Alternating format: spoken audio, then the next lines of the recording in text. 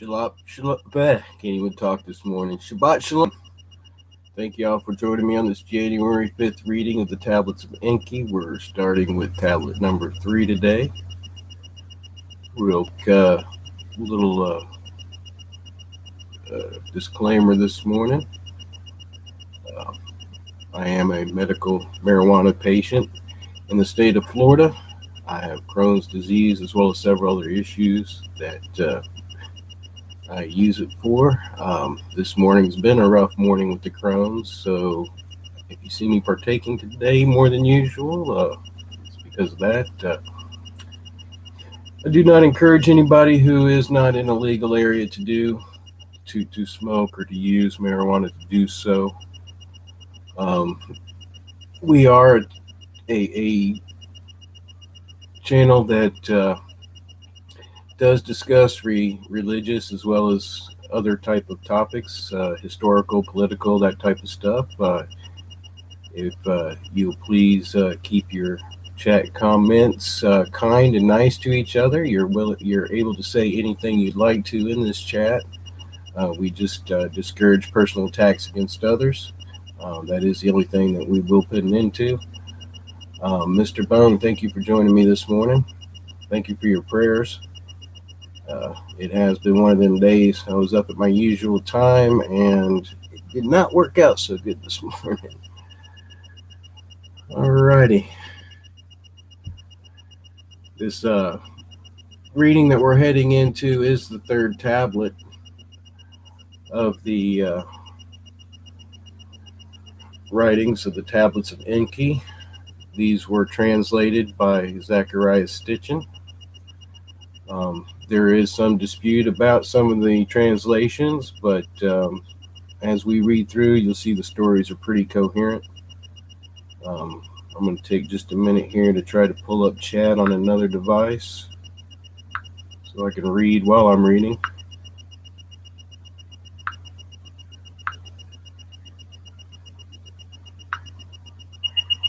Uh-oh. Oh, I see my computer is making noise this morning. I'm sorry about that. I'm still got to fix it, and I forgot to plug in my microphone here. I hope that's a little better. Good morning, Valley Grown. There we go. I hope that took the squeaking out of my computer for you.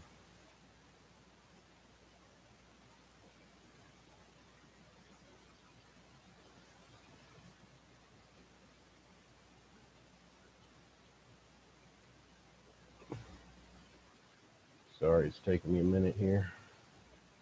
I want to back up real quick and give a real quick synopsis of what happened on the first couple of tablets we read.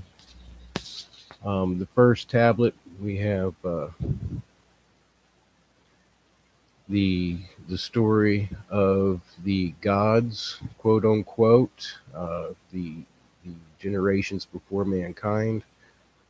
We have the story of Nibiru, a planet that they live upon that circles our sun as well.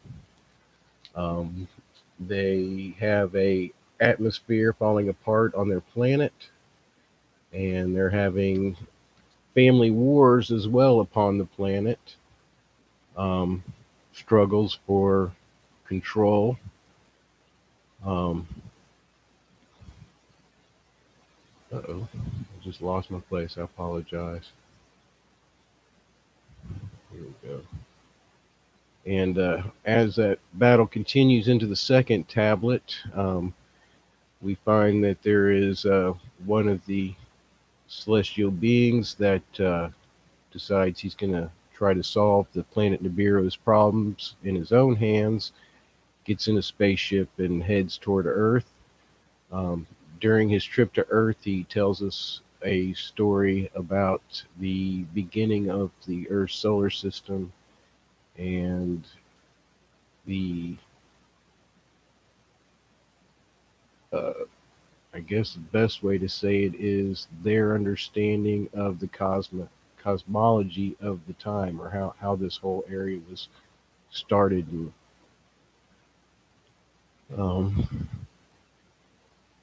sorry. how it was started, and how the planets came to be in their order, how they came to have the different resources on them. That brings us into the third tablet. Our main character, Alulu, he is here on Earth. He sends news to Nibiru saying that he found the gold and that he wants to be king again. His brother Anu is astounded but takes it before the royal council. Then we're going to see Enlil, Anu's first son, suggest that somebody come back to Earth. We see Ea, Anu's firstborn and son-in-law of Alulu, is chosen to come instead. Ea ingeniously equips the celestial boat for the journey. The spaceship piloted by Anzu is going to carry 50 heroes. It's going to tell some of the perils they have to overcome to come to Earth. It tells of their splashdown on Earth, about setting up Eridu, their home away from home, and how it was built in 7 days. The extraction of gold from the waters of Earth begins. And though they find that the quantities were minuscule, the Bureau wanted the gold anyway. We have the introduction of a new character, Abgol, who's a pilot who uh, pilots a Lulu spaceship.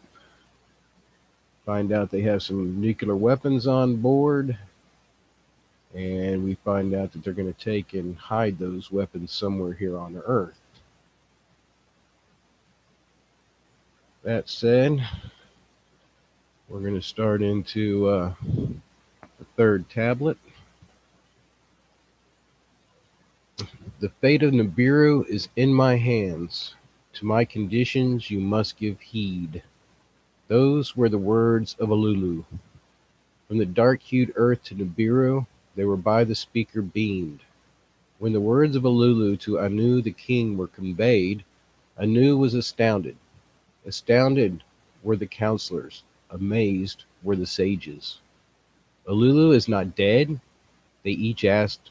They each other asked, could indeed he on another world be living?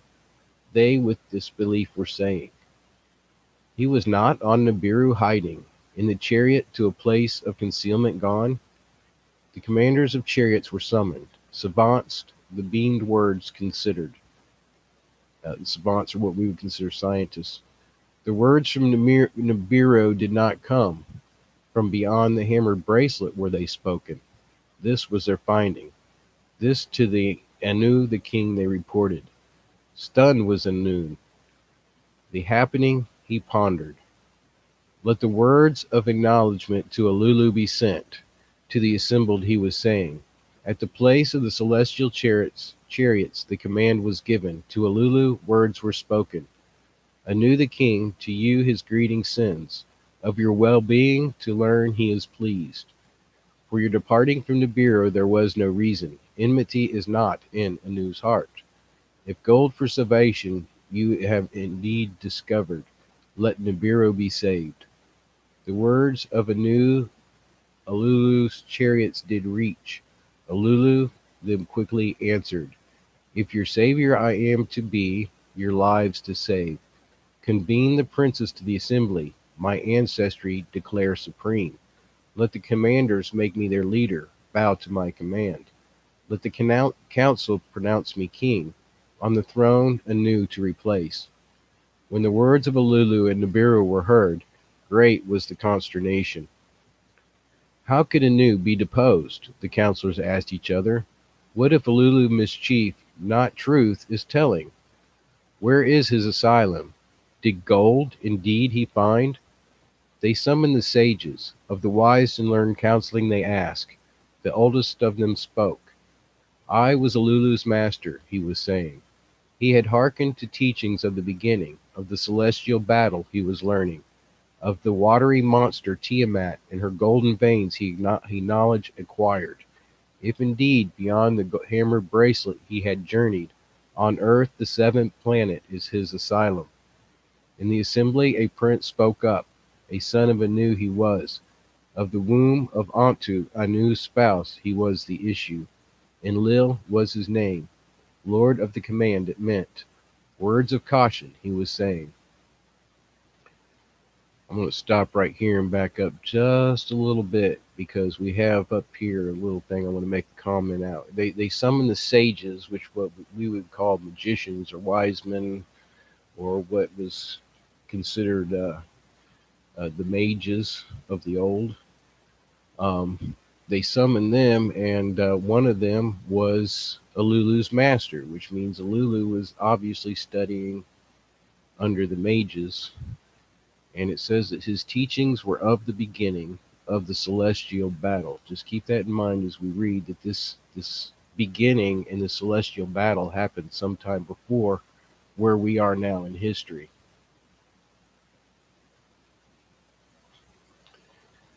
Enlil, he speaks up. Of conditions Alulu cannot speak. Calamities were his handiwork. By single combat and wrestling, he the throne forfeited. If Tiamat's gold he indeed had found, proof of that is needed. Is it for protecting our atmosphere sufficient? How through the hammered bracelet to Nibiru can it be brought? Thus did Enlil, the son of Anu, speak. Others many questions also asked. Much proof was greatly needed. Many answers are required, they all agreed. The words of the assembly to Alulu were conveyed. A response demanded. Alulu the words Merit pondered. To transmit his secrets he agreed. Of his journey and its peril in truth he gave an account. Of the tester its crystal's inners he removed. From the sampler its crystal heart he took out. Now notice that they're using crystals for the insides of their machines and their samplers. I find that fairly interesting. Into the speaker he the crystals inserted, all the findings to transmit. Now notice they're using crystals to hold data. Now that proof has been delivered, declare me king.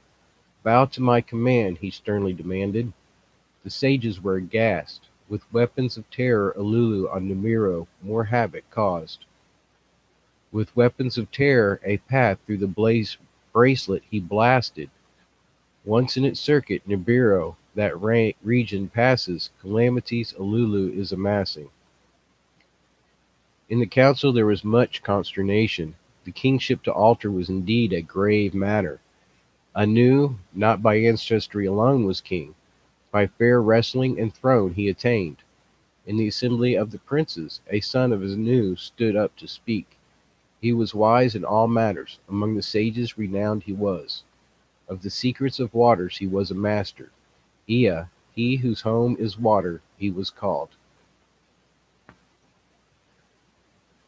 This also has some very interesting aspects to it, but we'll discuss them in a different time about being a masters of the water. Of Anu he was the firstborn. To Damkina, Alulu's daughter, he was espoused. My father by birth is Anu the king, Ea was saying. Alulu by marriage my father is. To bring the two clans into unison was my espousal intention. Let me be the one in this conflict unity bring. Let me, Anu's emissary, to Alulu be. Let me be the one Alulu's discoveries to uphold. Let me be in a chariot to earth journey, a path through the blaze with water, not fire, I shall fashion. So notice here that where we had the weapons of destruction that Alulu used to blaze a path, which many think are nuclear weapons, here we have in Lil saying that he's going to use a path of water, not fire, to blow through the hammered bracelet, or what we consider the asteroid belt. On earth from the waters let me the precious gold obtain. To Nibiru back it will be sent. Let Alulu be king on earth, a verdict of the sages awaiting. If Nibiru it will save, let there be a second wrestling. Who shall Nibiru rule, let it determine. The princes, the counselors, the sages, the commanders heard Ea's words with wonder. Full of wisdom they were, for conflict they solution found. Let it so be, Anu announced. Let Ea journey, let the gold be tested. Alulu a second time, I shall then wrestle. Let the winner be on Nibiru king. The words of decision to Alulu were conveyed. He pondered them and agreed. Let Ea my son by marriage to earth come. Let gold from the waters be obtained. Let it for salvation on Nibiru be tested. Let a second wrestling kingship by me or Anu settle. So be it. Anu in the assembly decreed. Enlil rose in objection. The king's words unalterable was. Ea to the place of the chariots went. Commanders and sages he consulted. The mission's dangers he contemplated. How to extract and bring the gold he considered. Alulu's transmission he carefully studied. Alulu for more testings the results he requested. A tablet of destinies for the mission he was fashioning. If water be the force, where could it be replenished? Where on the chariot will it be stored? How to force will it be converted? A full circuit of Nibiru did pass in contemplations. A shar of Nibiru in preparation passed. So basically, they spent 3,500 Earth years trying to figure out how to use water instead of fire to blow away through the hammer bracelet. The largest celestial chariot for the mission has been fitted. Its circuit's destiny has been calculated. A tablet of destiny has been firmly fixed. 50 heroes will for a mission be required to journey to Earth, the gold to obtain. To the journey Anu his approval gave. The stargazers for the journey, the right time to begin, then selected. At the place of the chariots multitudes gathered, to bid farewell to the heroes and their leaders did they come, bearing eagles' helmets, carrying each a fish's suit. The heroes, the chariots, one by one entered. The last to embark was Ea. To the gathering he bade farewell. Now I find this very interesting, bearing an eagle's helmet and a fish's suit. And all these pictures we have of their first coming to Earth is with fish bodies and eagle's head, or what we would consider like a scuba suit and a space helmet. The last to embark was Ea. To the gathering he bade farewell. Before his father Anu he knelt down, the king's blessing to receive. My son, the firstborn, a journey you have undertaken, for us all to be endangered. Let your success, calamity from Nibiru banish. Go in safety, come back. So did Anu to his son speak a blessing, bidding him farewell. The mother of Ea, the one called Ninul, to her heart embraced him. Why, after by Anu as son to me you were given, did he with a restless heart you endow? Go and come back. The hazardous road traverse safely, to him she said. With tenderness Ea kissed his spouse. Damkina he without words embraced. And Lil with his half-brother locked arms. Be blessed, be successful, to him he said. With a heavy heart Ea the chariot entered, to soar up the command he gave. Now this is the account of the journey to the seventh planet, and how the legend of the fish god who came from the waters was begun. With a heavy heart Ea the chariot entered, to soar up the command he gave. The commander's seat by Anzu, not by Ea, was occupied. Anzu, not Ea, was the chariot's commander. He who knows the heavens his name meaning was. For the task he was especially selected. A prince among princes he was, a royal seed his ancestry he counted. The celestial chariot he deftly guided, from Nibiru it powerfully soared. Toward the distant sun he it directed. 10 leagues, 100 leagues the chariot was coursing, 1,000 leagues the chariot was journeying. Little Gaga came out to greet them, a welcome to the heroes it was extending. To blue-hued Antu, the beautiful enchantress, it showed the way. By her sight, Anzu was attracted. Let us examine her waters, Anzu was saying. And see, this is one of the reasons why people find this so interesting, because it wasn't until, I think it was in the 50s, that we knew that Neptune and Uranus were possibly water planets, covered in water. And I can't remember right this moment which one Gaga is, but I believe it's the one you come to first from outer space, which would be Uranus. Ea, to continue without stopping, gave the word. It is a planet of no return, he forcefully said. Whoops, I missed a line, sorry. The little blue-hued Antu, the beautiful enchantress, it showed the way. By her sight, Anzu was attracted. Let us examine her waters, Anzu was saying. 10 leagues, 100 leagues, the chariot was coursing. 1,000. Sorry, folks, I'm getting. Let me pull this up to the top so I don't lose my place again. Ea, to continue without stopping, gave the word. It is a planet of no return, he forcefully said. Toward the heavenly On, the third in planetary counts, the chariot continued. On his side, On was laying, his host of moons about him whirling. Okay, that's right. On is on his side, and I believe that's Neptune, which they found out is laying, spinning sideways. The tester's beams, the presence of water was revealing. A stop, if needed, to Ea, it was indicating. To continue the journey was Ea saying. Toward Anshar, the heaven's foremost prince, he was directing. Soon the ensnaring pull of Anshar they could tell. His colored rings with fear they admired.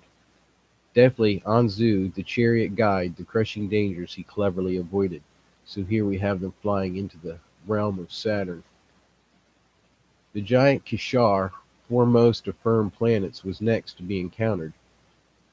Her net's pull was overpowering. The great skill did Anzu the chariot course divert. With fury Kishar at the chariot divine lightnings was thrusting. Her host at the uninvited she directed. So here we have him coming into the range of Jupiter, which interestingly it says is the first of the solid planets. And it's sending off bolts of plasma at the spaceship flying by. With fury, Kishar at the chariot divine lightnings was thrusting. Her host at the uninvited she directed. Slowly Kishar moved away, for the chariot the next enemy to encounter. Beyond the fifth planet, the hammer bracelet was lurking. Ea, his handiwork to set a whirring commanded. The water thruster to prepare. Toward the host of turning boulders the chariot was rushing. Each one like a slingshot stone, ferociously at the chariot aimed. The words by Ea was given. With the force of 1,000 heroes, the stream of water was thrust. One by one the boulders turned face, a path for the chariot they were making. But one boulder fled, another in its stead was attacking. A multitude beyond count was their number, a host for the splitting of Tiamat's revenge seeking. Again and again Ea the commands gave, the water thruster to keep a whirring. Again and again toward the host of boulders streams of water were directed. Again and again the boulders their face turned, a path for the chariot making. And then, at last, the path was clear. Unharmed, the chariot could continue. A cry of joy the heroes sounded. Double was the joy as the sight of the sun was now unveiled. Amidst the elation, Anzu the alarm sounded, for the path to have fashioned excessive waters were consumed. Waters to feed the chariot's fiery stones for the remaining journey were not sufficient. In the dark deepness, the sixth planet they could see, the sun's rays, it was reflecting. There is water on Lamu, Ed was saying. Ea was saying. Can you bring the chariot down upon it, Anzu? He was asking. So here we have them at Mars now, which has water on it. Deftly, Anzu, the chariot, toward Lamu directed, reaching the celestial god. Around it he the chariot made circle. The planet's net is not great, its pull is to handle easy, Anzu was saying. And here we have an indication it has a light gravity. A sight to behold was Lamu, many-hued it was. Snow white was its cap, snow white were its sandals. Reddish hue was its middle, in its midst lakes and rivers were a glitter. Imagine that. Deftly Anzu the chariot made travel slower. By a lakeside it gently came down. Ea and Anzu their eagle's helmets domed. To firm, ground, they stepped down. On command, the heroes that watch water sucks extended the chariot bows with the lake's waters to fill. While the chariot was getting its fill of waters, Ea and Anzu the whereabouts examined. With tester and sampler, all that matters they ascertained. The waters were good for drinking. The air was insufficient. All was in the chariot's annals recorded, the need for the detour described. With its vigor replenished, the chariot soared up, to benevolent Lamu farewell bidding. Beyond the seventh planet was making its circuit. Earth and its companion the chariot were inviting. In the commander's seat Anzu was without words. Ea too was silent. Ahead was their destination, its goal Nibiru's fate for salvation, or doom containing. The chariot must be slowed, or in Earth's thick atmosphere it shall perish. Anzu to Ea declared. Around Earth's companion the moon, make slowing circles, Ea to him suggested. They circled the moon. By the vanquishing Nibiru in celestial battle, it prostrate and scarred was lying. Having the chariot just thus slowed down toward the seventh planet, anew the chariot directed. Once, twice, the earth's globe he made the chariot circle. Ever closer to the firm land he lowered it. Snow-hued was two-thirds of the planet, dark-hued was its middle. They could see the oceans, they could see the firm lands. For the signal beacon from Ululu they were searching. Alright, now from what we have indication that this happened sometime over 250,000 Earth years ago, puts us right smack in the middle of what we call the Ice Age, which explains why when they approached, the top of the Earth and the bottom of the Earth were fully covered in ice, and only the middle showed blue and green.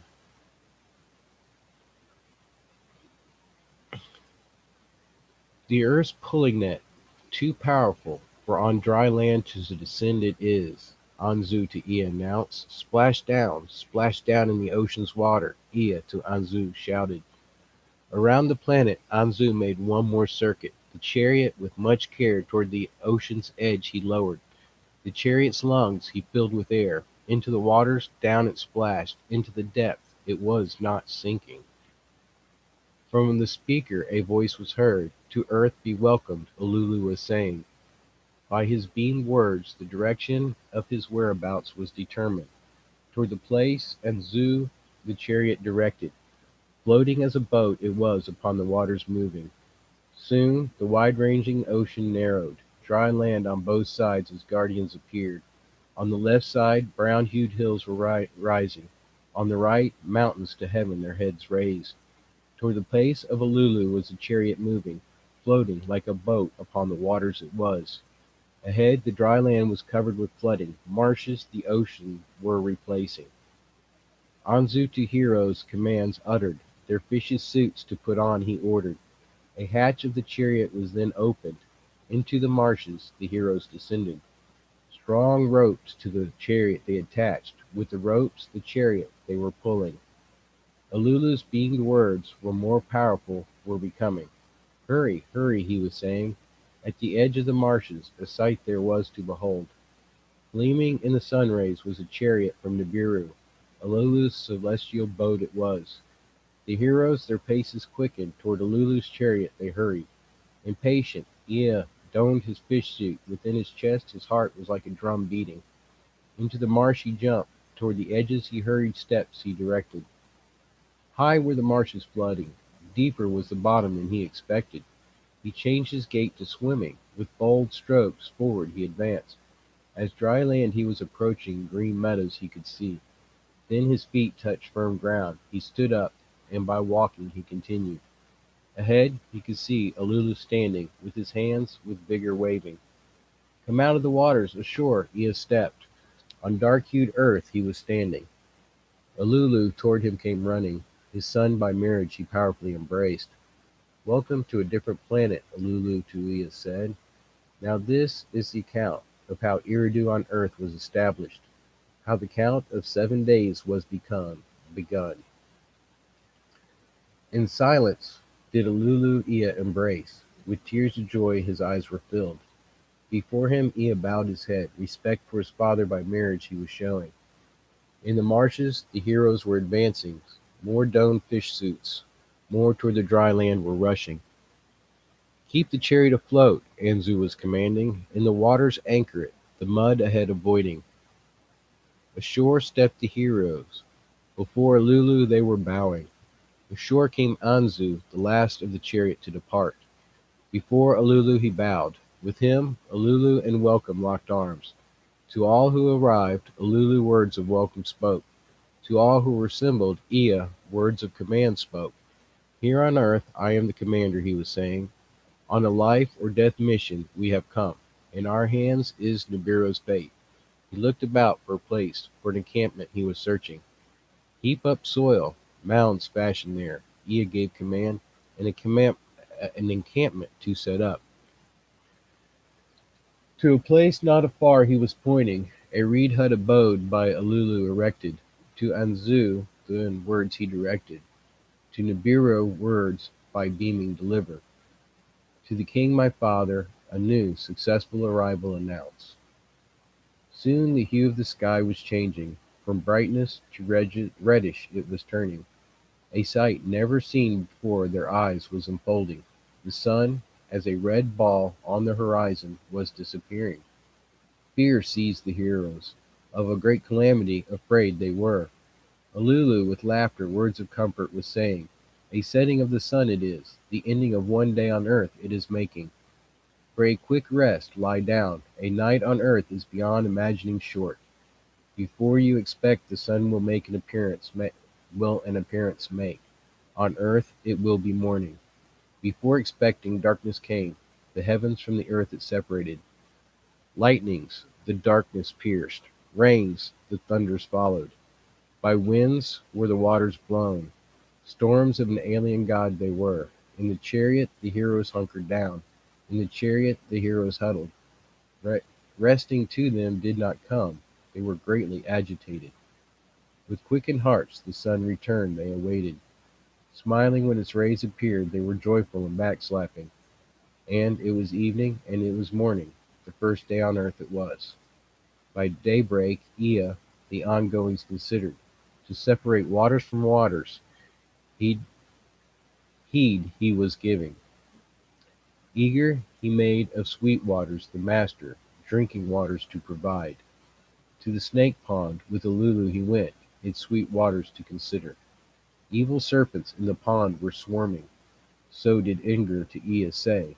The marshlands Ea then contemplated, the abundance of rain waters he weighed. In Bilulu he placed in charge of the marshlands, to mark out the thickest of reeds him he directed. In Ikimdu in charge of ditch and dike he placed, a boundary for the marshes to fashion. For the waters that from heaven rain a gathering place to make. Thus were the waters below from the waters above separated.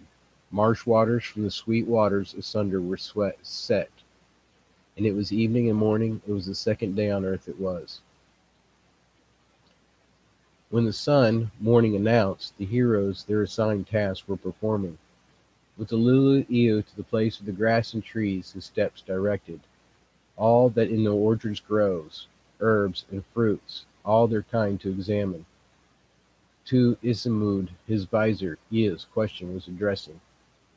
What is this plant? What is that plant? Him he was asking. Isamud, one of the learning, food that grows well he could distinguish. He tore fruit for Ea. A honey plant it is, to Ea he was saying. One fruit he himself ate, one fruit Ea was eating. A food that grows, by its good distinguished. Ea, the hero guru, put in charge. The hero guru put in charge. Thus were the heroes water and food provided. Satiated they were not. And it was evening and it was morning, the third day on earth it was. Now I know this is reading a lot like the Bible reads with the creation, but if you notice here, they are all experiencing things that have already been created here on this earth. So that is something to keep in mind, that even though it's a similar type story, we have an exploration of what already was. On the fourth day the wind ceased blowing. The chariot by waves was not disturbed. Let tools from the chariot be brought. Let abodes and encampment be built, Ea thus commanded. Kula, in charge of mold and brick, Ea appointed. From the clay bricks to fashion, Mushdamu to lay foundations he directed, dwelling abodes to erect. All day the sun was shining, the great light by day it was. By eventide, Kingu, Earth's moon, in fullness a pale light on earth it cast, a lesser light to rule the night among the celestial gods accounted to be. And it was evening and it was morning, the fourth day on earth it was. On the fifth day, Ea Nings- Nings- Ningersig, a boat of reeds to fashion commanded. Okay, Ningersig. Okay, Ea told Ningersig to build a boat. The measure of the marsh to take, the stretch of the swamp lands to consider. Ulmash he who was in the water swarms knows, who of fowl that fly has understanding. Ulmash as a companion Ea took, between good and bad to distinguish. Kinds that in the water swarm, kinds that in the skies give wing. To Ulmash many were unknown, bewildering was their number. Good were the carp, among the bad they were swimming. In Bilulu, the marshland's master, Ea summoned. In Kimdu, in charge of ditch and dike, Ea summoned. To them he gave words, in the marshlands to make a barrier, with cane brakes and green reeds an enclosure to fashion. Fish from fish there separate, a trap for carp that from a net could not escape, a place whose snare no bird that is good for food could escape. Thus were fish and fowl by their good kind separated for the heroes provided. And it was evening and it was morning, the fifth day on earth it was. On the sixth day, Ea of the orchard's creatures took account. In Nursag to the task he assigned, that which creeps and that which on feet walk to distinguish. Their kinds in Nursag astounded, of the ferocity of their wildness to Ea an account he gave. Ea Kalula summoned. To Mushdamu urgent commands he gave. By eventime the abodes to be completed, by a fence for protection to be surrounded. The heroes to task put their shoulders. Bricks on the foundations were quickly laid. With reeds were the roofings made. Of cut down trees was a fencing put up. Anzu a beam that kills from the chariot brought over. A speaker that words beams at Ea's abode he set up. He put up a security system. By eventime, complete was the encampment. For the night therein the heroes gathered. Ea and Alulu and Anzu, the doings considered. All that was done, all that was done indeed was good, and it was evening and it was morning the sixth day. On the seventh day the heroes in the encampment were assembled. To them Ea spoke these words. A hazardous journey was undertaken. From Nibiru to the seventh planet, a dangerous way we traversed. At earth we with success arrived, much good we attained, an encampment we established. Let this day be a day of rest, the seventh day hereafter a day of resting always to be. I want to pause here for just a minute because I often say Shabbat Shalom on the seventh day, which is Saturday by our common calendar. Um, a lot of people think Sunday is, but it's actually the first day of the week. I want to stop here and make a comment that we see in many different um, esoteric followings. A day of rest is established, and not always the same day of rest, but it seems that as a pattern of creation, a seventh day has always been set aside, and even if it was set aside, um, it seems like it's always put into a law. It says the seventh day hereafter, a day of resting always to be. And this is something that we've come to find is very beneficial for our human bodies. Often hard to maintain because of today's society keep us constantly going in order to even live. But I firmly believe that from not only the creation of mankind, but all of creation, that there is a point of rest that is necessary. I'm going to continue on here. Let this place henceforth be by the name Eridu be called, home in the faraway, the meaning thereof will be. Let a promise be kept, let a Lulu of Eridu the commander be declared. The heroes thus assembled, in unison agreement shouted. Words of consent Alulu uttered. Then homage to Uya he greatly paid. Let Ea a second name be given, Nun Demud, the artful fashioner let him be called. In unison the heroes' agreement announced, and it was evening and it was morning the seventh day.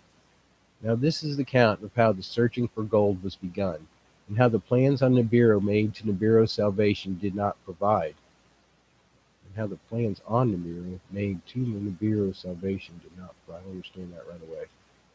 After the encampment of Eridu was established, and the heroes with food were satiated, Ea, the task of gold from the waters obtaining, started. In the chariot the fire-stones were stirred up, the great cracker was enlivened. That which water sucks from the chariot was extended into the marsh waters was inserted. Into a vessel of crystals the water was directed.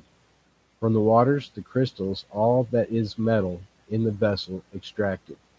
Then from the vessel that which spits out the waters to the fish pond spat out. Thus were the metals that were in the waters in the vessel collected. A genius was Ea's handiwork, and artful fashioner indeed he was. For 6 earth days marsh waters were sucked in, marsh waters were spat out. In the vessel metals indeed were collected. The metals on the seventh day by Ea and Alulu were examined. Of many kinds were the metals in the vessel. Iron there was much, much copper there was. Of gold there was no abundance. In the chariot another vessel, the artful handiwork of Nudimud. The metals after their kinds were separated. Ashore, kind by kind, they were carried. For 6 days thus did the heroes toil. On the seventh day they rested.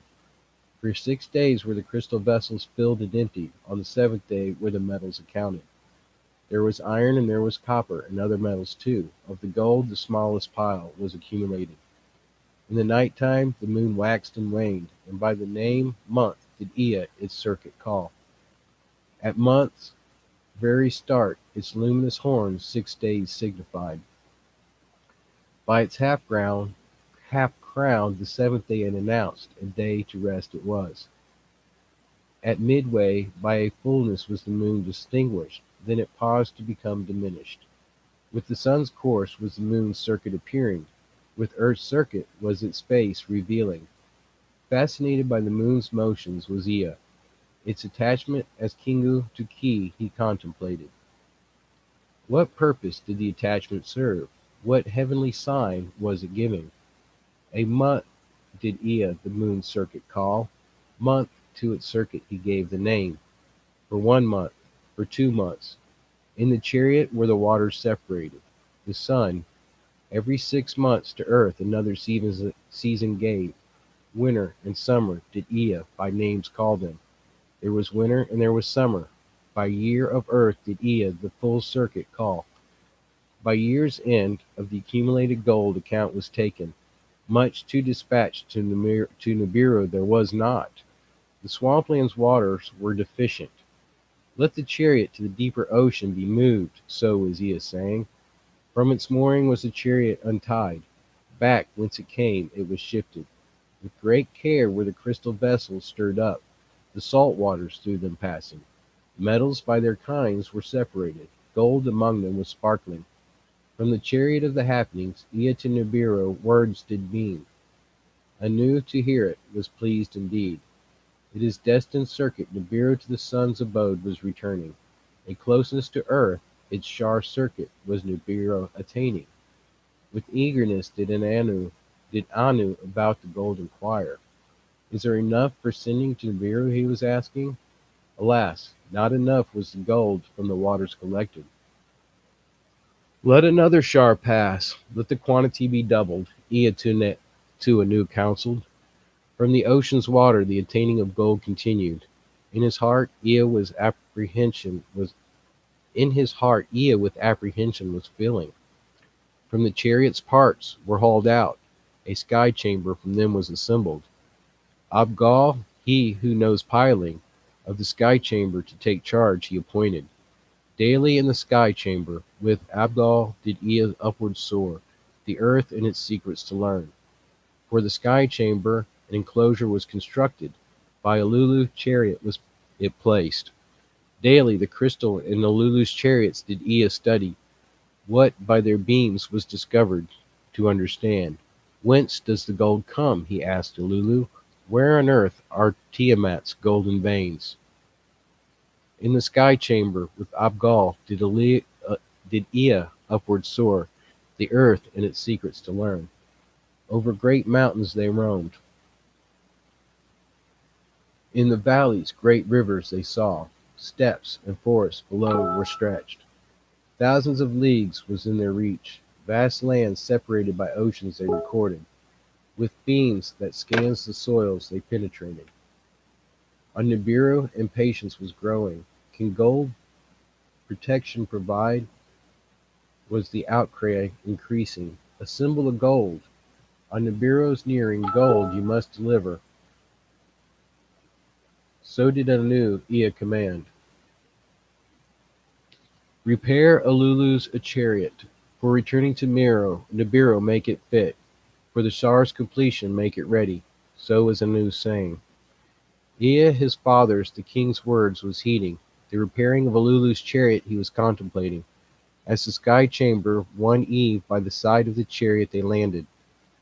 With Abgal the chariot they entered, a secret deed in the darkness to perform. The weapons of terror, the 7 of them from the chariot they removed. To the sky chamber they took them. Inside the sky chamber them to give hiding. By sunrise Ea and Abgal in the chamber soared. To another land was their direction. There in a secret place did Ea the weapons hide. In a cave, a place unknown, he stored them. Then to Anzu Ea words of command gave. To repair Alulu's chariot, him he directed. For returning to Nimero to make it fit. By the Shar's completion to make it ready. Anzu in the ways of chariot greatly skilled. To the task his labor set. He made its thrusters hum again. Its tablets he carefully considered. The absence of the weapons of terror he soon discovered. With anger Anzu cried out. Ea of their hiding away gave he explanation. Forewarned is the weapon's use, Ea, he was saying. Or forsworn is the weapon's use, he was saying. Neither in the heavens nor on the form's lands shall they ever be harnessed. Without them no passage through the hammered bracelet is safe, Anzu was saying. Without them, without water thrusters, the danger is endurance surpassing. Alulu of Eridu the commander the words of Ea considered. To the words of Anzu heed he gave. The words of Ea by the council of Nibiru were attested. Alulu was saying, but without the chariot's return, Nibiru shall be doomed. Abgal, who knows piloting, boldly toward the leader stepped forward. I shall be the pilot. The dangers I shall valiantly face, he was saying. Thus was the decision made. Abgal shall pilot. Anzu on earth shall be staying. On Nibiru the stargazers the destinies of celestial gods contemplated. An opportune day they were selecting. Into Alulu's chariot basketfuls of gold were carried. The foremost part of the chariot Abgal entered. The commander's seat he occupied. From the chariot of Ea, to him Ea a tablet of destiny gave. It shall be that which shows the way for you. By it the open pathway you shall find.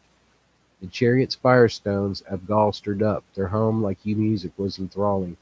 The chariot's great cracker he enlivened. A reddish brilliance it was casting.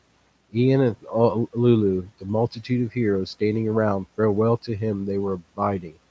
Then the chariot with a roar heavenward rose. To the heavens it ascended. To Nibiru words of assent were beamed. On Nibiru there was much expecting. And that is the end of Tablet 3. That was a long tablet, but very interesting. Found several things in there that we see mimicked in different religions. Scroll back up here to the top, switch tablets real quick. Oh, let's see who's joined us. Newts and Nugs, PA Camouflage. Ash, thanks for joining us. I gotta take a little 5-minute break here or less. Uh oh. Gotta shut off some sound on my thing.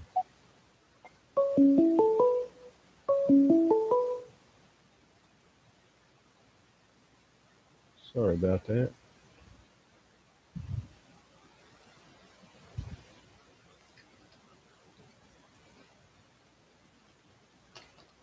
Oh, thank y'all for joining me. I've got to run for 1 second. I'm gonna leave this camera going. I apologize.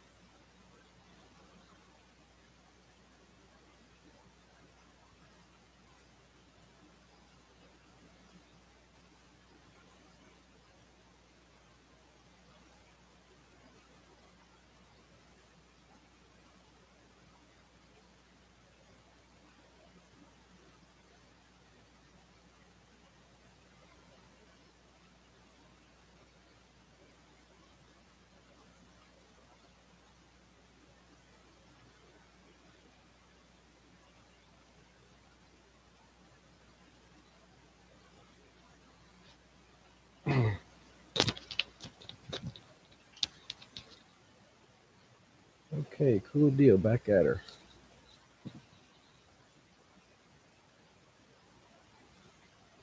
Take a quick little smoke break here.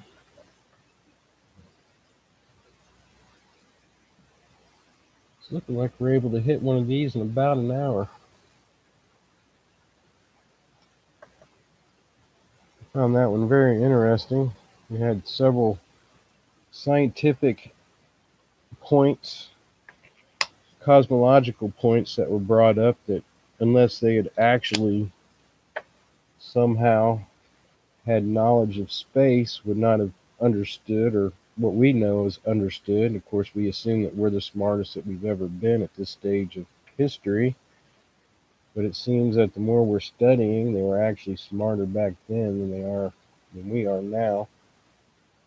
And seems to me like some of these descriptions of the different spacecrafts, we have planes, we have rockets, and we have what we call UFOs, all being described in this set of texts.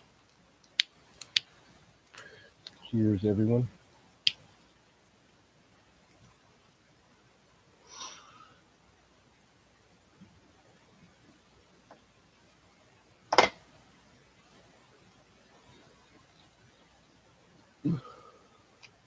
Eventually, I'm going to learn how to use one of those operating systems, and we'll be able to put like a little intermission flag up and little tunes or something. Oh, while we have a little station break in between. Oh.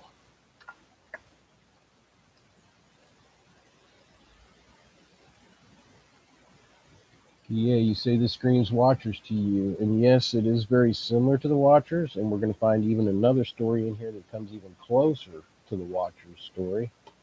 I do believe that all of this occurred during that period of history, but I believe that we still have some things out of order in our understanding.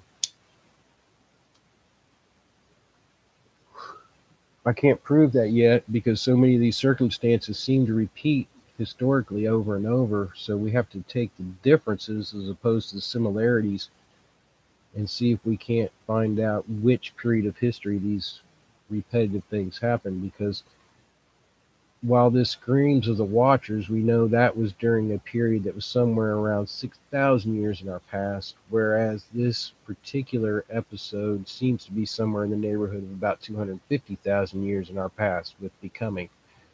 And as we read about the number of shards and the years that they spend mining trying to fix their planet, we're going to find out that they may be related to the Watchers. Um, Anyways, you'll see what I mean when we come up on. We have another race of people that are going to be introduced here. We're going to have Mars colonized. There's several things that are coming up in this story that brings us closer to that time period of 3 to 6,000 years ago. Oh,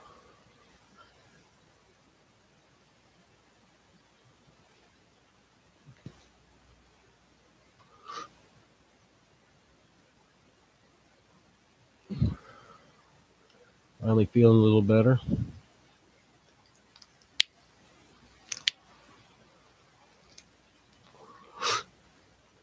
PA, you believe in two Earth destructions? I believe there was at least two Earth destructions prior to what we call the flood, or the flood being a second flood. But I believe there was other destructions that also occurred that we find in other stories. Um, Scripturally, we know that there are two more apocalypses on Earth, according to what we kind of see written in the Revelations. Um, Two more time periods. If some of the older texts are believed, we're actually in a fifth time period, or a period of the fifth destruction, with two more coming.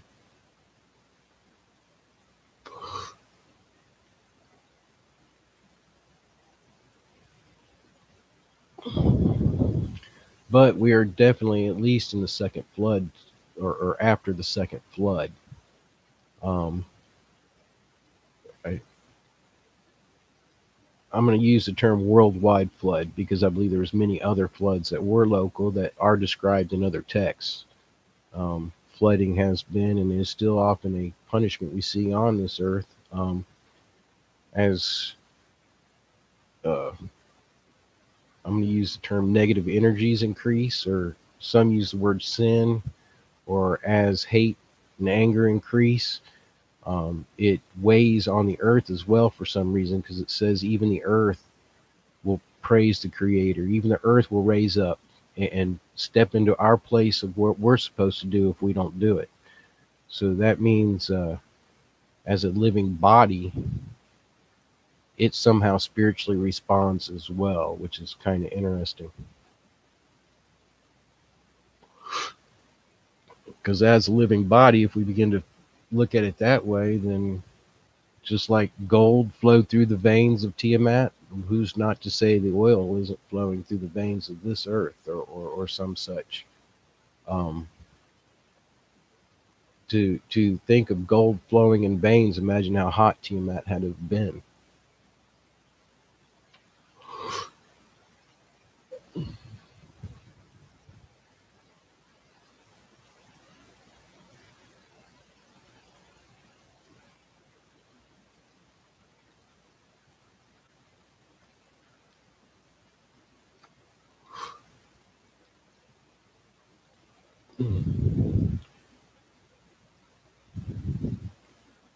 I'm gonna take a second to back up here, PA.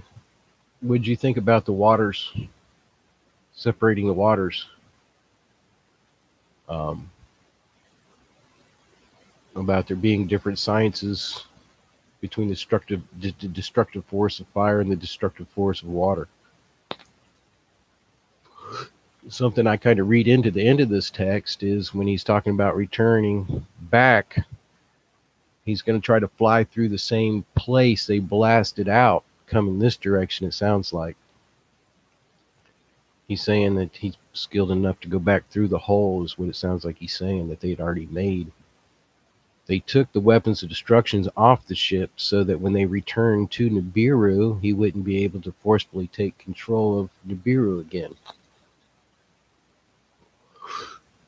and they were hid on the Earth somewhere. And we're going to find that they're moved around the Earth several times, which brings me to an interesting fact of the Men in Black today, so to speak, and all these different spacecraft and stuff they're finding. If you go back and you let me think of his name, the guy that first came out of Area 51.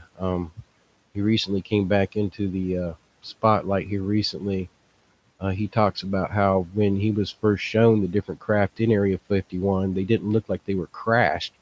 They looked like they were all recovered from somewhere, like they had been archaeological finds, which, if you begin to read about the different wars that occurred in the past, you'll find that all kinds of these ships were shot down, both before this period of time in history and seemingly afterward. And with what we're seeing in the skies today, it seems like this battle in the heavens is increasing. And once again, they're getting shot down, and they're becoming stuck on the earth, so to speak. Um, Mount Herman, a possible portal. Um, Mount Herman has a lot of very important significance. We're going to see it in this story as well later on. Um, it seems, and I can't prove this yet, but it seems like that area of the world is where the original battle started. That quite possibly this planet being the creator's footstool is where he stood when he spoke all of creation into existence, which may be the reason why Earth is so important. Um, there's a lot of different myths and tales about that. Um, and it almost every one of them have both Mount Hermon and Mount Zion as being very important places of gathering for the quote unquote gods.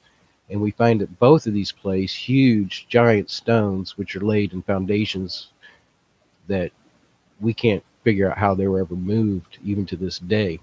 So I don't know if these were all laid during this period of time when they were building their spaceports, or if this is something they found previously that they then used for spaceports during this time. Um, I believe that's where the final conflict happens. We know that it happens in this area. It happens in the Valley of Armageddon, and it happens there both during this time of apocalypse as well as the final apocalypse that we're told about after the 1,000-year reign of the Creator's Christ here on earth. And fire stop cigarettes do work.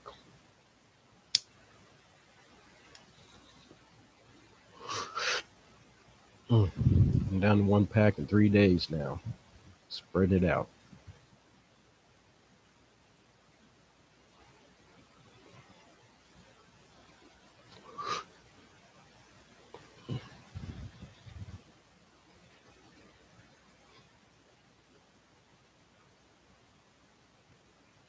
Yes, Damascus is right next door. Very interesting that it is actually wiped off the face of the earth as one of our final clues. And it's very close to that place right now.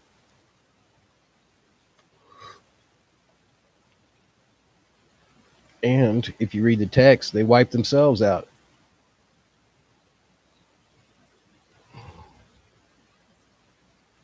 We also know that Babylon falls at this time. There's a whole bunch of old earth kingdoms that are represented that come down during that period of time.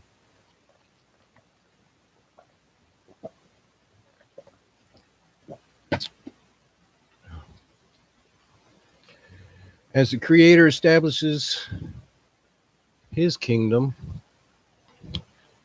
we will see a shift from the powers that have ruled this earth, and I believe that each one of these cities falling is part of that shift of power.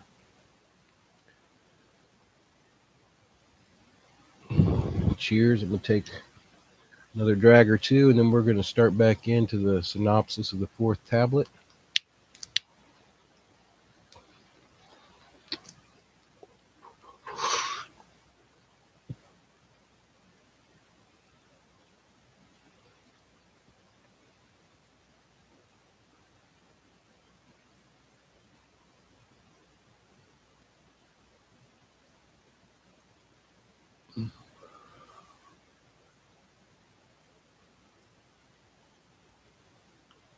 Yeah, when you have Crohn's and you wake up and you feel fine 1 minute, and the next minute all of a sudden your whole insides turn loose. 7 o'clock, that happened to me this morning. It wasn't until just about 10 o'clock I even felt like talking. I didn't know if I was going to make 10:30, but I didn't want to push it off too late today. I didn't want to get us into the afternoon and mess with other people's times.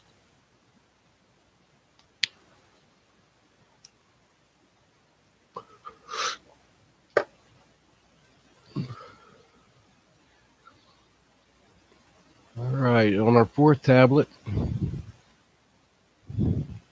actually, before I do that, I'm going to comment to PA real quick here. He says the heavens will be shaken. And yes, we obviously have here races that have extended it into the heavens in the past.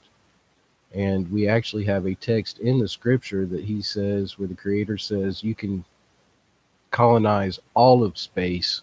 And when the time comes, I'm going to bring you all back to the earth, which is hard to even imagine. But the heavens are shaking when that happened. Every authority and every solar system, every planetary system, however it's set up, every authority has to make an account at that point in time to the Creator. Okay, the synopsis of the fourth tablet. The Nibiru's hail even a small gold delivery. They test the gold's use as an atmospheric shield, and it succeeds. Additional heroes and new equipment are going to be sent to Earth. We're going to have gold taken out of the water continued. They're going to discover gold in the earth that need deep mining. And Lil and then Anu come to Earth for crucial decisions. The half brothers quarrel. They cast lots to decide tasks. He is renamed Enki, Earth's master, and he goes to the Abzu. And Lil stays to develop permanent facilities in the Eden. That's here on Earth. As Anu prepares to leave, he is attacked by Alulu. The seven who judge sentence Alulu to exile on Lamu. Anu's daughters, Ninma, a medical officer, is sent to Earth. We have a stopping off at Lamu, which is Mars, where she finds Alulu dead. A rock is carved to resemble Alulu's face, and it serves as his tomb. We're going to find that very interesting. And the Anzu is given command of a way station on Lamu. So we have a base set up on Mars so that they have a place to stop on the way back and forth from Nibiru. If we look at the modern science and all these rovers that are being sent to these different places, and we're told that they're looking for signs of life or water or this or that or the other, if you ask me, they are trying to prove these texts, whether they're true or false. Good morning, Denise. Hello, thanks for joining us. They're trying to find these bases and find these different things, and I believe some of the things, and I'll talk about them as we come across them, are evidence that we have found them.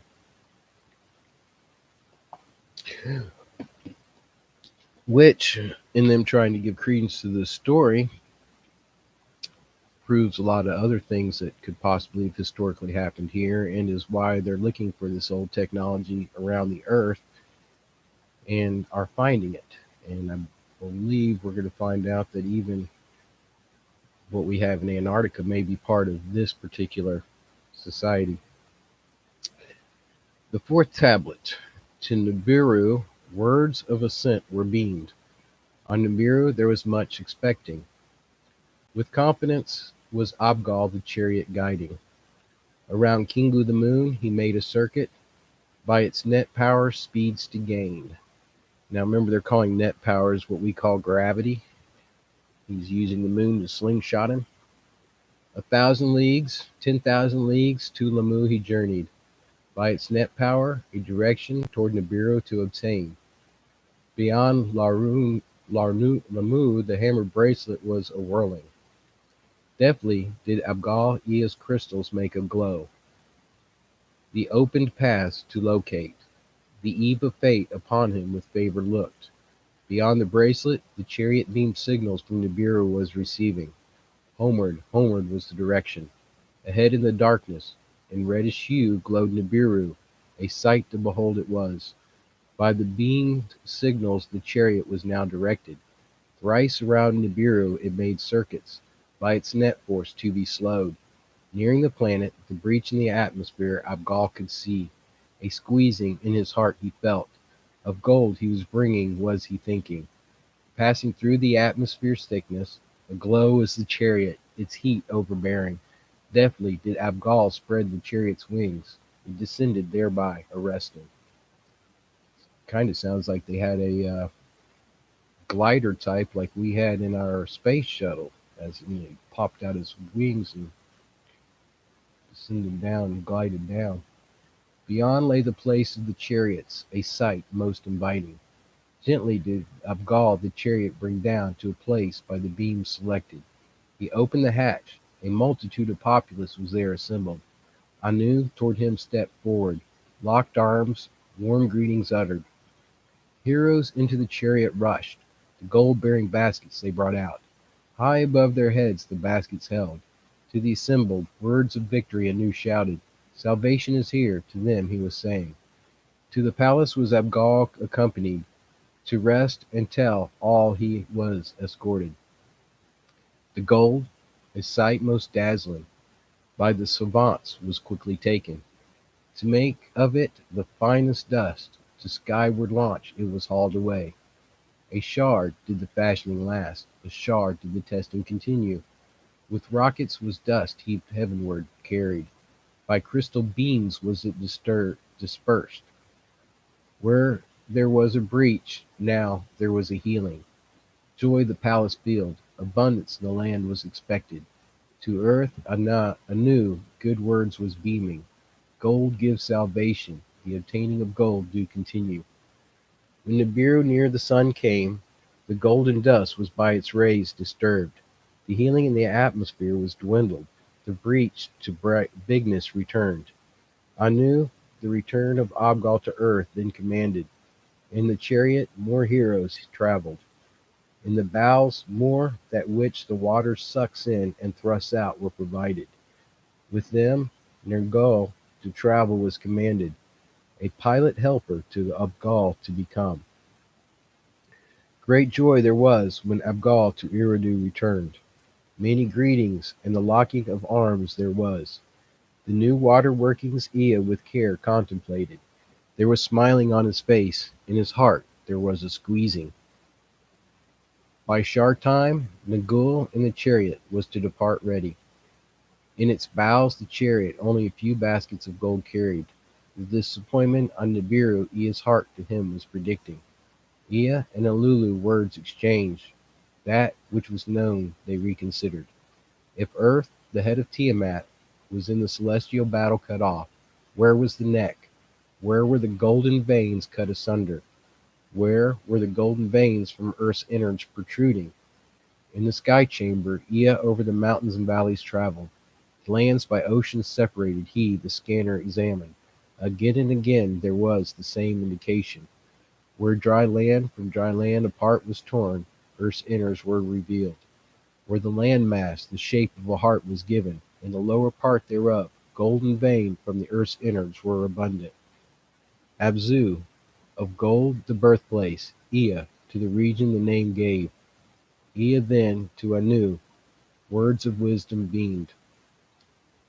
With gold earth indeed is filled, from the veins, not from the waters the gold must be gotten. From earth's bowels, not from its waters, must the gold be obtained. From a region beyond the ocean, Abzu it shall be called, can abundance of gold be gotten. In the place there was great astonishment. Savants and counselors to Ea words gave consideration. That gold must be obtained. On that unanimity there was. How to obtain it from the bowels of the earth, of that there was much discussion. I'm going to stop and pause right here and make a comment that many people believe the Abzu is southern Africa. and that Abzu is also the same place that the mines of Solomon were later located, and that it was possibly by this information that Solomon discovered his mines. From a region beyond the ocean, Abzu it shall be called, can abundance of gold be gotten. In the palace there was great astonishment. Savants and counselors to Ea's words gave consideration. That gold must be obtained. On that unanimity there was. How to obtain it from the bowels of the earth, of that there was much discussion. And the assembled a prince spoke up, and Lil he was, the half-brother of Ea. First Elul, then his son by marriage, Ea, upon waters placed all hope. Of salvation, by waters gold, they were reassuring. Shar after shar, all of us salvation were expecting. Now different words we are hearing, a task beyond imagining to undertake. Proof of the gold veins is needed, a plan for success must be ensured. So what they're saying here is, you told us we are going to get the gold from the water and it was going to be easy, but it wasn't enough. So guess what? We got to go for the gold veins, which are going to be difficult.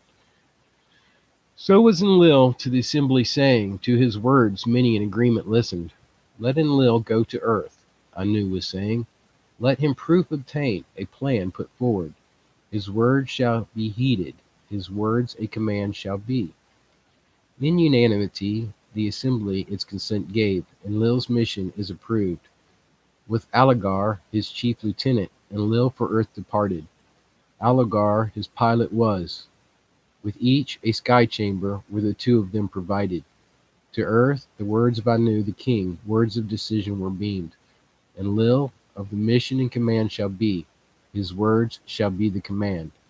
When Enlil on earth arrived, Ea, with his half-brother warmly locked arms. As brother meets brother, Ea and Lil did welcome. To Elu and Lil made a bowing. Elulu with weak words him bade welcome. He wasn't very happy about him being there. The heroes to Enlil's words of welcome were shouting. Of the commander, much they were expecting. Deftly Enlil the sky chambers to be assembled did command. In a sky chamber he went a-soaring. Alagar his chief lieutenant was as pilot with him. Ea in a sky chamber, by Algal piloted. To them to the Abzu showed the way. They surveyed the dry lands. Of the oceans they took careful notice. From the upper sea to the lower sea the lands they scanned. Of all that was above and that was below they took account. In the Abzu the soil they tested. Gold there was indeed, with much soil and rocks it was commixed. Refined as in the waters it was not, in admixture it was hiding. They went back to Indu. What they had found they contemplated.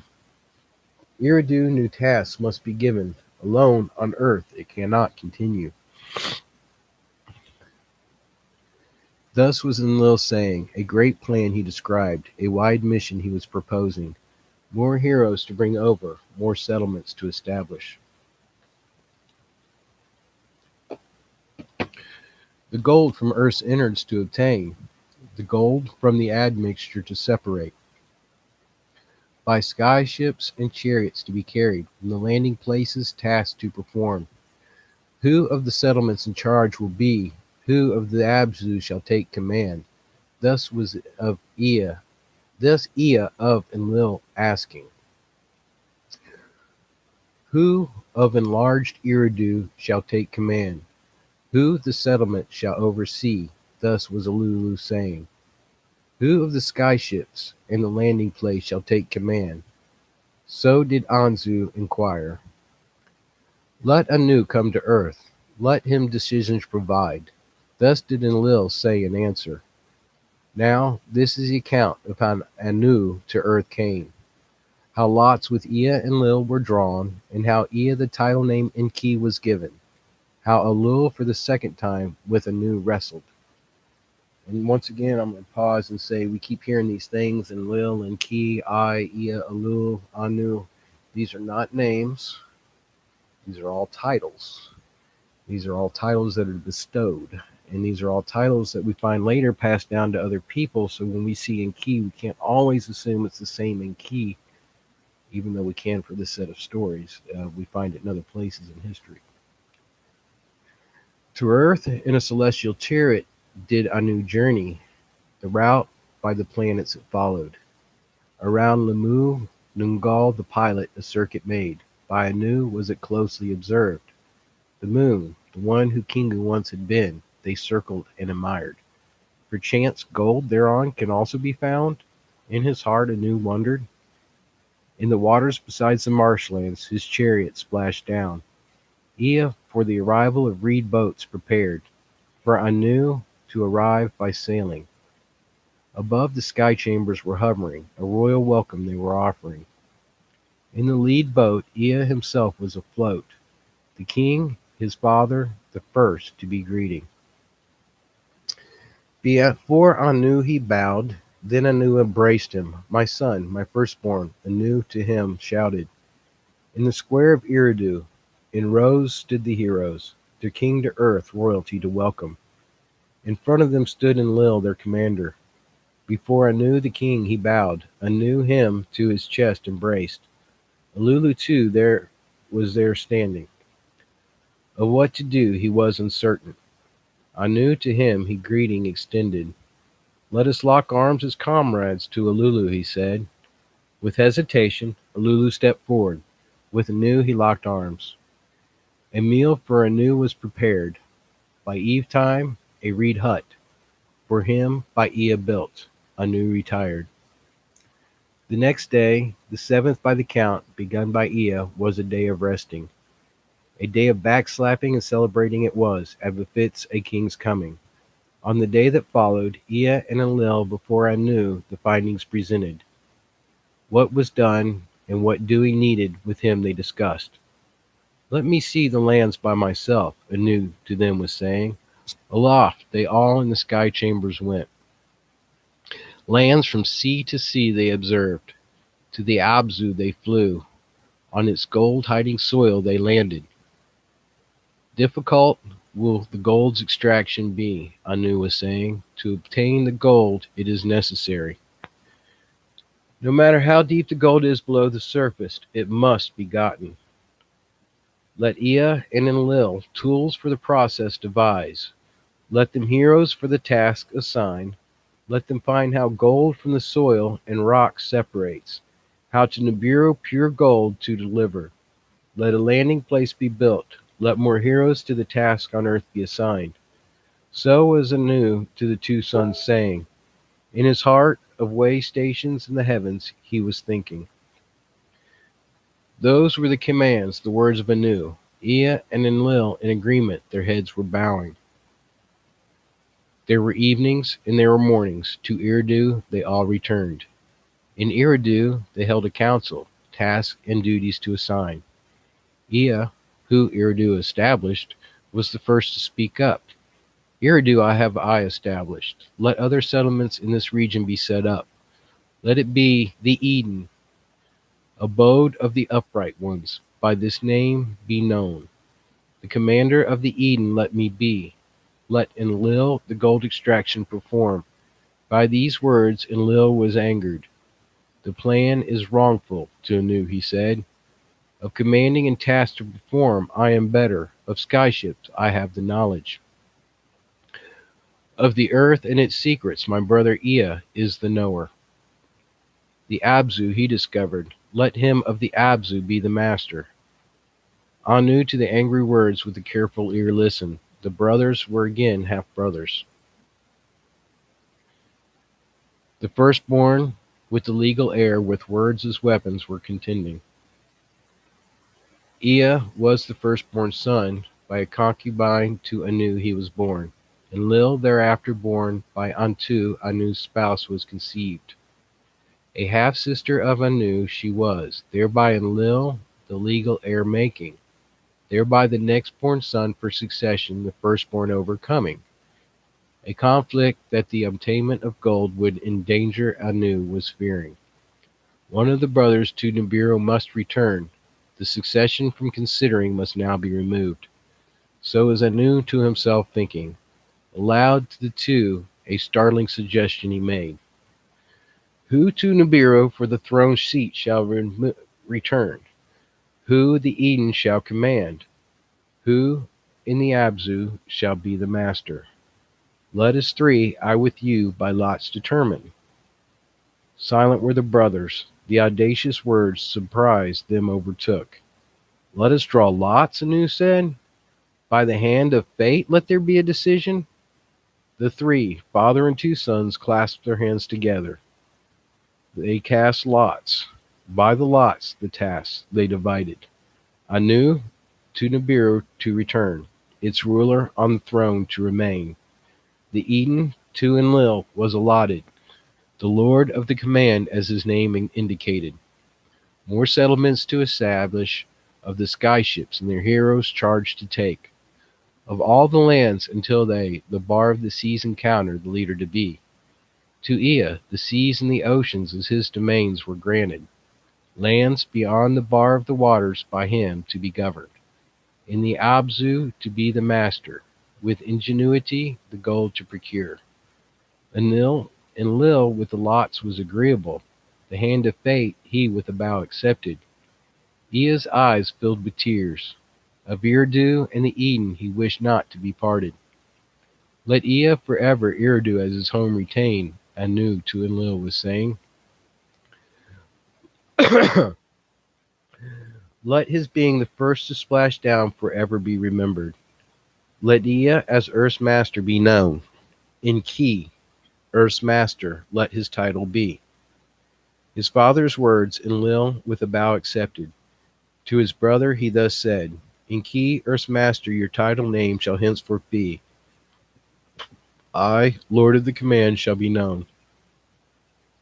To the heroes in assembly, Anu, Enki, and Enlil, the decisions announced. The tasks were assigned. Success is in the offering. Anu to them was saying, Now farewell I can bid you, to Nibiru with quiet heart I can return. Forward toward Anu, Alulu stepped.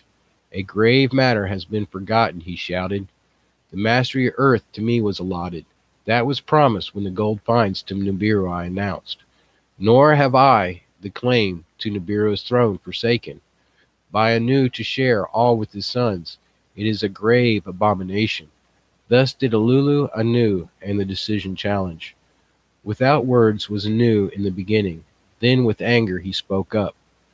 By a second wrestling let our dispute be decided. Let us wrestling do here. Let us do it now. With disdain Alulu took off his clothing. Likewise did Anu unrobe. In nakedness did the two royals begin to grapple. A mighty struggle it was. Alulu bent his knee to the ground. Alulu fell. Anu on the chest of Alulu with his foot pressed down. Victory in the wrestling thereby declared. By wrestling the decision was made. I am the king. To Nibiru Alulu shall not return. So was Anu saying as he removed his foot from the fallen Alulu. Up as a lightning Alulu from the ground arose. By the legs of Anu he pulled down. His mouth was wide open. Swiftly he the manhood of Anu bit off. The malehood of Anu did Alulu swallow. Oh my. I forgot about this part. We also see this later in the stories of Osiris and stuff about how the penis is removed. And we see this also in the stories of Nimrod and how the penis is removed and how this is a very significant thing and how the obelisk and all is set up to represent it and all. Oh, Krishna, thanks for joining us. Alyssa Rock fam, thanks. Take a minute to breathe here for a second. Just the thought of having the male hood yanked off is kind of disconcerting. Oh, and not to mention, he did swallow it. In pain agony did Anu a cry to the heavens shout. To the ground wounded he fell. Enki to the befallen Anu rushed. And Lil the laughing Alulu captive held. Heroes Anu to his butt carried. Words of accusation against Alulu he uttered. Let justice be done. And Lil to his lieutenant shouted, with your beam weapons, let Alulu be killed. No, no, Enki fiercely shouted. Justice is within him. In his innards poison has entered. They took Alulu to a reed hut. His hands and his feet as prisoner they bound. Now this is the account of the judging of Alulu.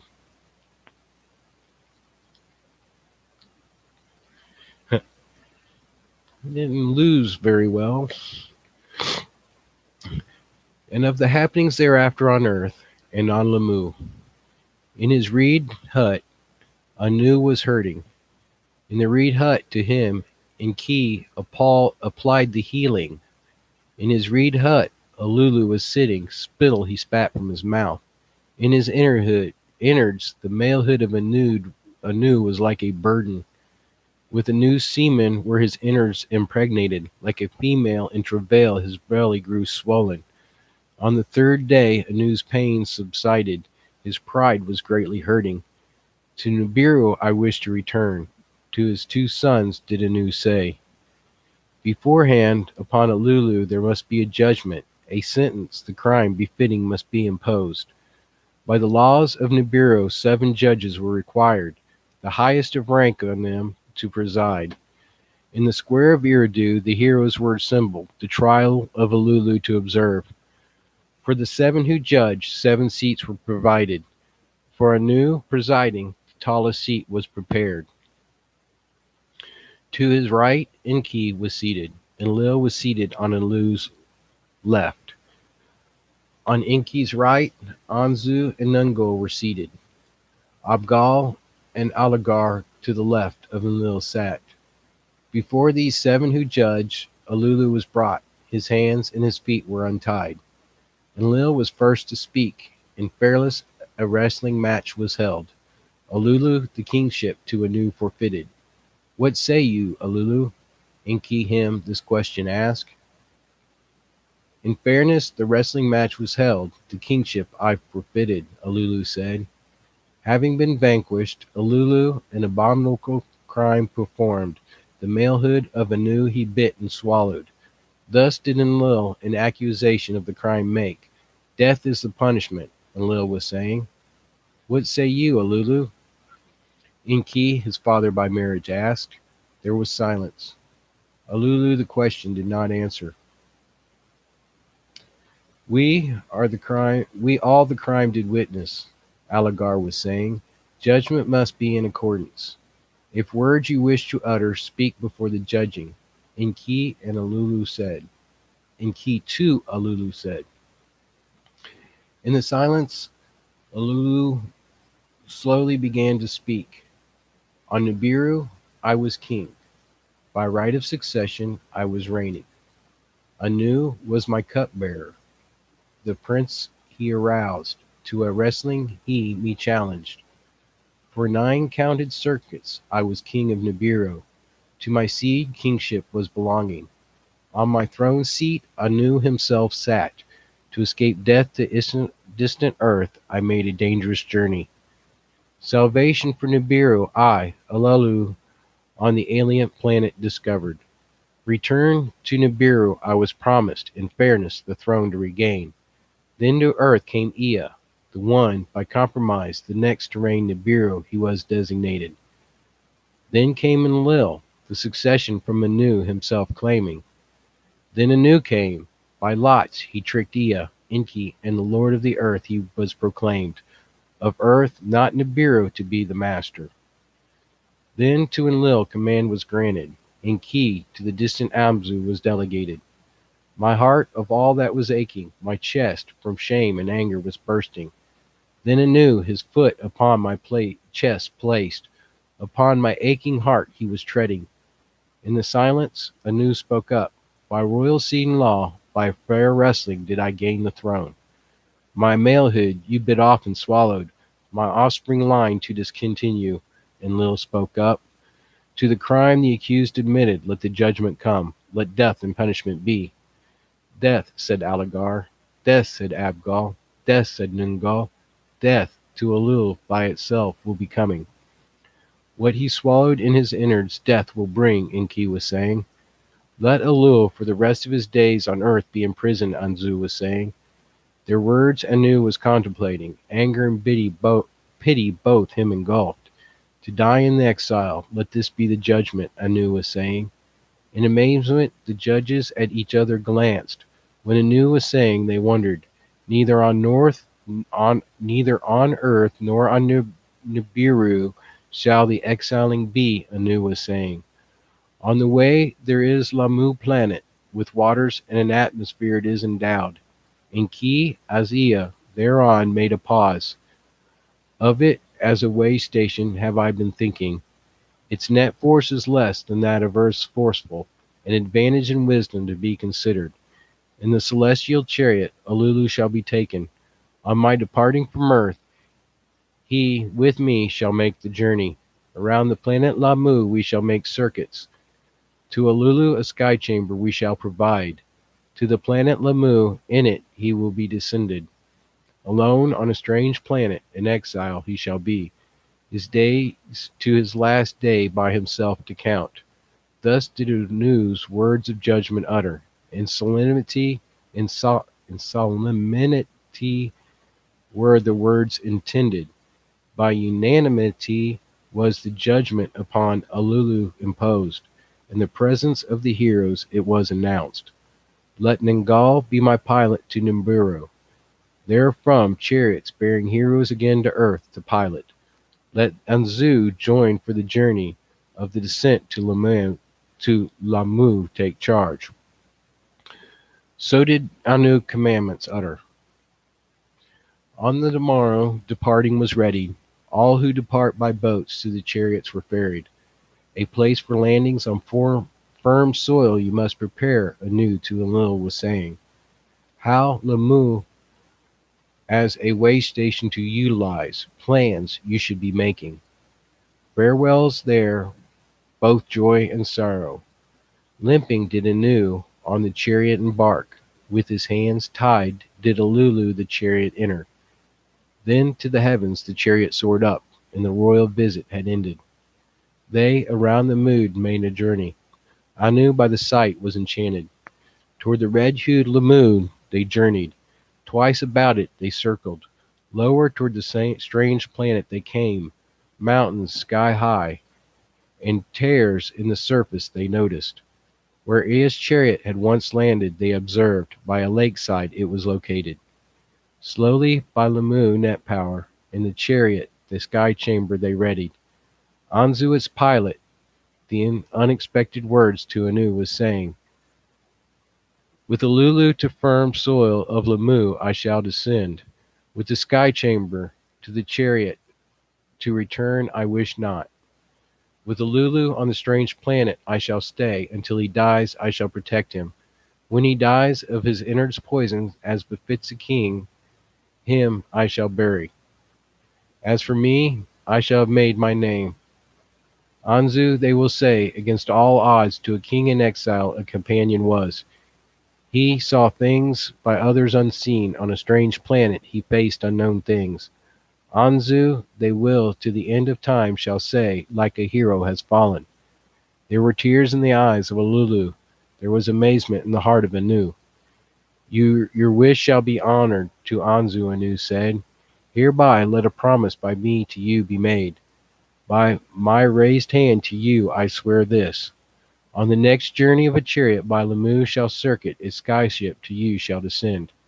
If alive, it shall find you, the master of Lamu, you shall be proclaimed. When a way station on Lamu shall be established, its commander you shall be. Anzu bowed his head. So be it. To Anu he said. Into the sky chamber Alulu and Anzu were ushered. With eagles' helmets and fishes' suits they were provided. With food and tools they were supplied. From the circling chariot the skyship departed. From the chariot a descent was observed.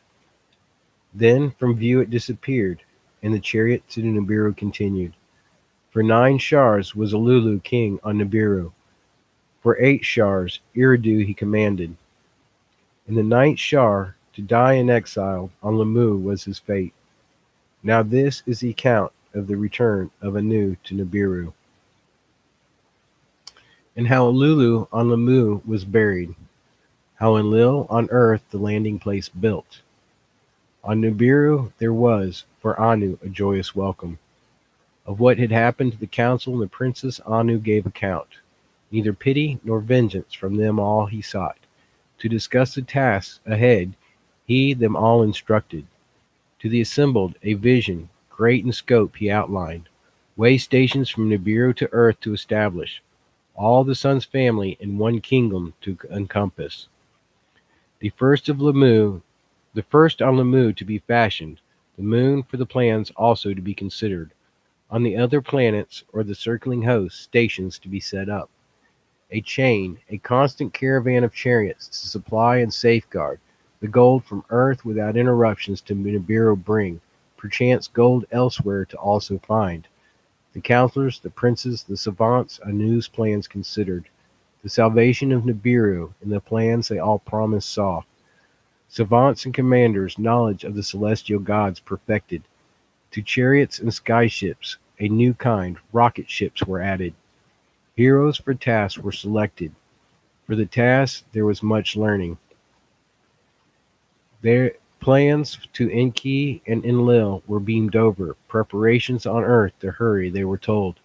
On earth of what had happened and what to be done is required there was much discussion. Enki, Aligar, to be of the Eridu, the overseer appointed. His own steps to the Abzu he directed. Where to obtain gold from the earth's bowels he then determined. What heroes to the task needed to be calculated, what tools were required he contemplated. An earth splitter with cleverness Enki designed. On Nibiru that it be fashioned he requested. Therewith in the earth to make a gash, its inners reach by way of tunnels. That which crushes, and that which crushes he also designed on Nibiru for the Abzu to be fashioned. Of that which crunches and that which crushes he also designed. Of other matters Nibiru's savants he to contemplate asked. Of matters of health and well-being of heroes the needs he listed. To the heroes Earth's quick circuits were upsetting. Earth's quick day and night cycles dizziness were causing. Now the heroes are the people from uh my brain just circuit or from Nibiru that were brought to Earth to do the work. They were the people of the planet that came here and were the original miners, so to speak.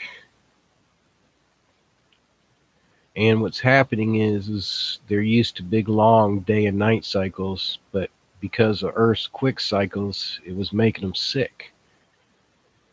The atmosphere, though good, was in some things lacking, in others too abundant. Of the sameness of food, the heroes were complaining. So, in other words, we have a difference in the atmosphere and a difference in the food that they're complaining about. I'll bring in. Actually, I'll stop right now. It's interesting that we see a quote unquote atmospheric change being done to our planet now. Could it possibly be that somebody's trying to make it more friendly? Of the sameness of the food, the heroes were complaining, and Lil the commander, by the heat of the sun on earth, was afflicted. For coolness and shade he was longing. While in the Abzu, Enki preparations were making, and Lil in the skyship the extent of the Eden was surveying. Of mountains and rivers he took account, of valleys and plains the measure he took. Were a landing place to establish, a place for the rocket ships he was seeking. And Lil, by the heat of the sun afflicted, for a place of coolness and a shade was searching. To snow-covered mountains on the Eden's north side he took a liking.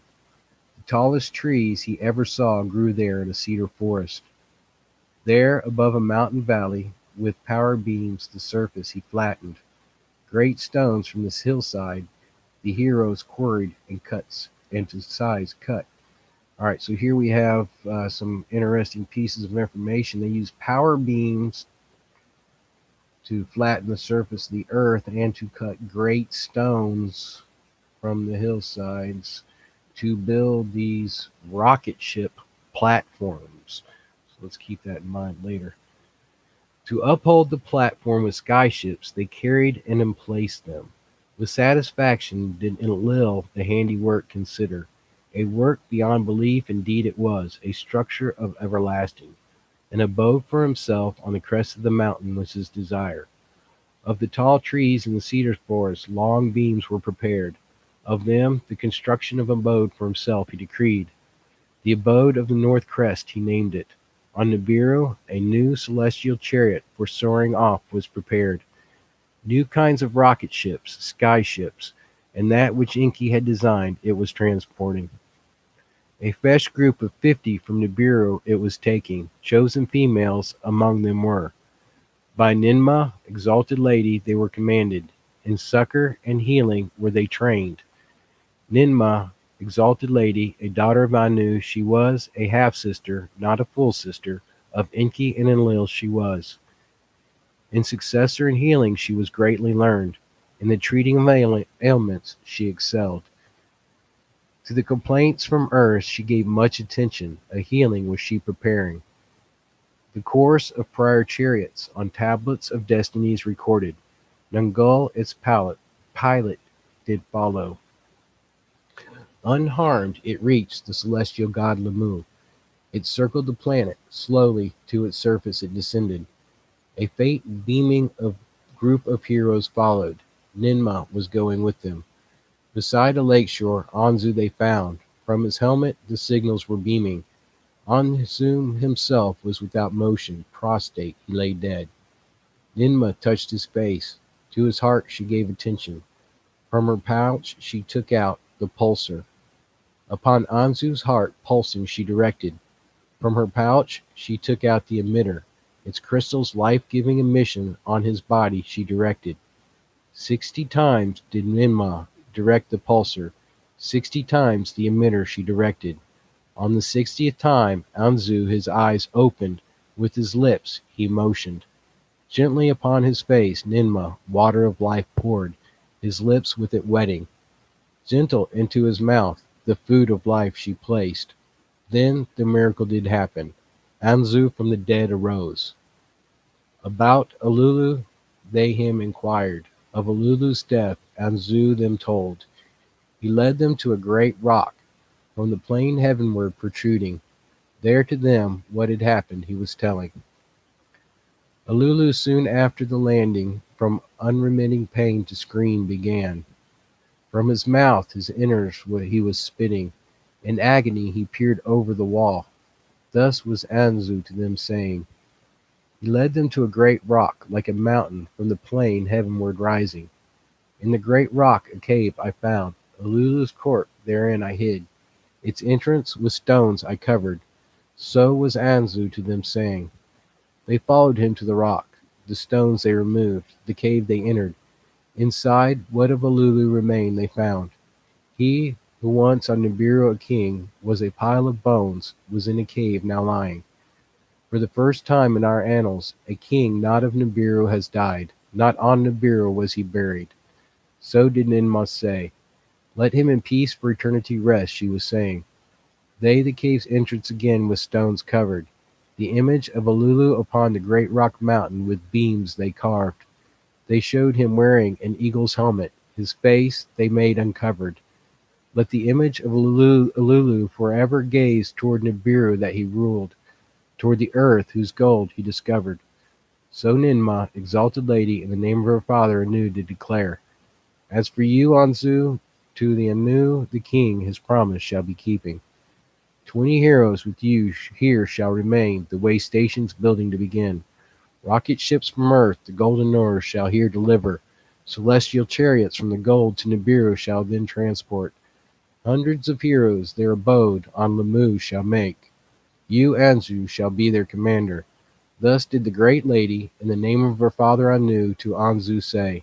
My life I owe you, great lady, so is Anzu saying. My gratitude to Anu shall limits not have. From the planet Lemu the chariot departed toward earth, the journey it continued. We're at the end of tablet 4. Thanks for joining us, Jetta Joe. Let's go back here and see anybody else came in. No, it looks like it's just y'all. Thanks for coming and listening, for being part of today's talk. I want to back up here at the end of this chapter and make a couple of interesting points. They took their lasers and they carved the face of the mountain that they had buried him in. Uh, I find this is one of the most credible witnesses for the possibility of there actually being a face on Mars, and that face being there. And my brain's going to short circuit as to the name of the place it's found on Mars. I'm going to have to think. Oh, oh man, maybe somebody can help me in the chat. Sedona. Sedona, the plains of Sedona. They got the face of Sedona. And if you look at it, he has a somewhat lion face. He's got what appears to be a helmet with some type of wings or possible connections to it. It's very interesting that we have something 6,000 years ago written about something we discovered just within the last 20 years.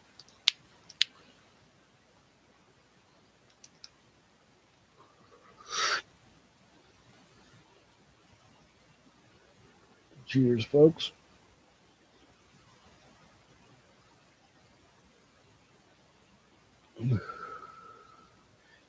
We also have the fact that Alulu died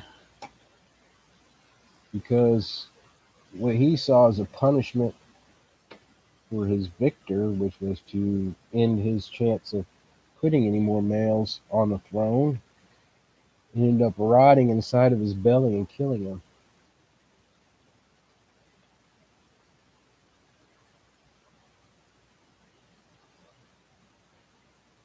Which we find other stories of the phallus in other histories, which is very interesting. Have a lot of similar tales to it.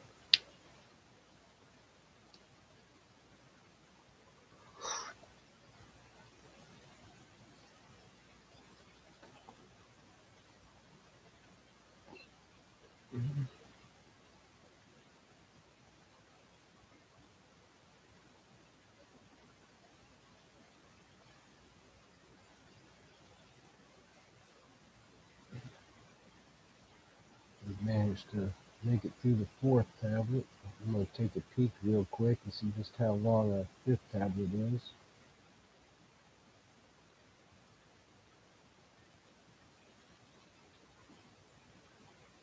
It looks like it's broken up into about another hour-long segment as well.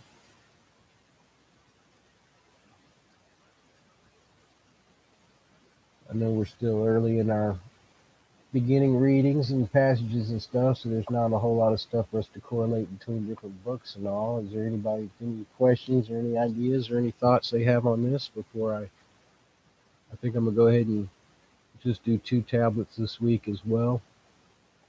We're at 12:30 my time on the East Coast.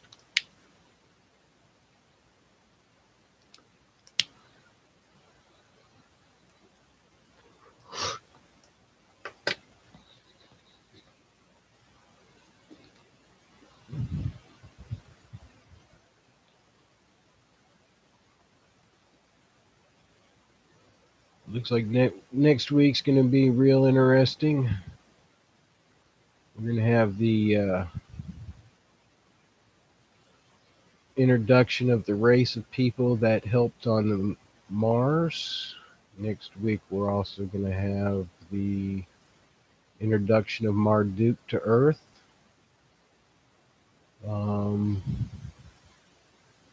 going to have some aerial battles and possibility the beginning of a little genetic manipulation on the Earth creatures.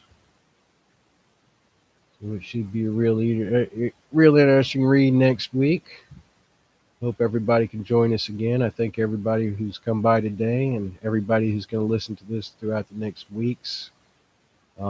Please feel free to leave comments and stuff in the comments area, and anything of interest we'll try to pick up at the beginning of the next show. Um, Trying to work out how we're going to do this as we go. But thank you all for joining me today. I appreciate it. Everybody have a very peaceful day and a restful day. Um, Shabbat Shalom, or the peace of the Sabbath, or the rest be upon you as the Creator watches out over us all. Let's all remember to live and walk in the light. Thank you all for coming today. I appreciate everybody's time.